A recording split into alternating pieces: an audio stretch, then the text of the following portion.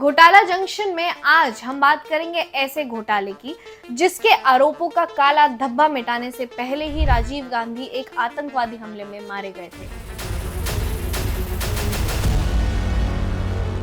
जी हाँ, मैं बात कर रही हूँ बोफोर्स घोटाले की। इस घोटाले में राजीव गांधी के अलावा और भी कई अन्य नाम शामिल हैं, जैसे विपक्ष के नेता और बाद में प्रधानमंत्री बने वीपी सिंह, जिन्होंने इस घोटाले के खिलाफ अपनी आवाज उठाई थी। डील में रिश्वत लेने के आरोप में कुछ भारतीय सेना के अधिकारी जो कि इस घोटाले में फंसे थे और कई अन्य अधिकारी भी इसमें शामिल थे। और बोफोर्स कंपनी जो कि एक स्वीडन की कंपनी थी जिसने भारतीय सेना के लिए तोपों की सप्लाई की डील के लिए रिश्वत दी थी। तो ये पूरा घोटाला इन लोगों के इर्द गिर्द ही घूमता है। 1980 के दशक का भारत एक बदलते दौर से गुजर रहा था। इस समय कांग्रेस पार्टी सत्ता में थी और प्रधानमंत्री थे राजीव गांधी। मिड 1980 में भारतीय सेना यानी कि इंडियन आर्मी को अपनी ताकत बढ़ाने के लिए नई तोपों की जरूरत थी। भारत अपने पड़ोसी देशों से युद्ध करने के बाद उन पर दोबारा भरोसा करने की भूल भी नहीं कर सकता था। कई देशों की कंपनियां इस सौदे को पाने के लिए लाइन में लगी हुई थी। आखिर में स्वीडन की कंपनी बोफोर्स को 1.4 बिलियन डॉलर्स का कॉन्ट्रैक्ट दिया गया।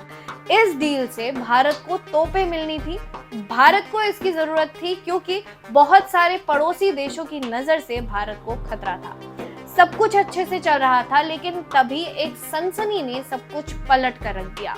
16 अप्रैल 1987 को स्वीडन की एक रेडियो स्टेशन पर एक रिपोर्ट ने दुनिया को चौंका दिया।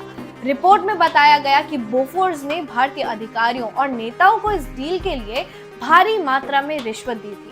भारत में ये खबर आग की तरह फैल गई और इसके बाद क्या हुआ? विपक्षी पार्टियों ने कांग्रेस और राजीव गांधी पर आरोप लगाने शुरू कर दिए। इस घोटाले में सबसे बड़ा सवाल ये था कि कांग्रेस सरकार और प्रधानमंत्री राजीव गांधी को क्या इस रिश्वतखोरी की जानकारी थी? कांग्रेस पार्टी पर आरोप था कि उसने इस डील में रिश्वत ली थी और इसमें कांग्रेस के कई नेता और अधिकारी भी जुड़े हुए थे। स्वीडन की इस रिपोर्ट के मुताबिक लगभग 64 करोड़ रुपए रिश्वत के रूप में दिए गए थे। राजनीति में उस समय वीपी सिंह एक प्रमुख चेहरा बनकर उभर रहे थे, जिन्होंने इस घोटाले के खिलाफ खुलकर आवाज उठाई थी। उन्होंने सरकार से कुछ सवाल पूछे, जैसे कि इस डील का सच पूछा। क्या राजीव गांधी और उनके करीबी लोग इस घोटाले में शामिल थे? जनता का गुस्सा अब सड़क पर आने लग गया था। लोगों का कांग्रेस की सरकार से भरोसा उठने लगा था। सरकार ने इस घोटाले की जांच के लिए सीबीआई को जिम्मेदारी दी, लेकिन जांच कुछ धीमी रफ्तार से चल रही थी। इस बीच मीडिया लगातार इस मामले को उठाती रही। समय के साथ और कई तथ्य सामने आते रहे, जिससे पता चला कि कुछ भारतीय अधिकारियों और नेताओं ने इस डील में गलत तरीके से पैसे कमाए थे। इस घोटाले के बाद कांग्रेस पार्टी को भारी धक्का लगा था। 1989 के आम चुनाव में कांग्रेस को हार का सामना करना पड़ा और इसके बाद बनी वीपी सिंह की सरकार। बोफोर्स घोटाला कांग्रेस के लिए एक धक्का लगाने वाला स्कैंडल था, जिसने उसके राजनीतिक भविष्य पर गहरा असर डाला।